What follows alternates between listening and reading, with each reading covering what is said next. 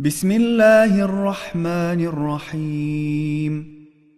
يا من له العز والجمال، يا من له الملك والجلال، يا من له القدرة والكمال، يا من هو الكبير المتعال، يا من هو شديد المحال، يا من هو شديد العقاب، يا من هو سريع الحساب، يا من هو عنده حسن الثواب، يا من هو عنده الكتاب، يا من هو ينشئ السحاب الثقال.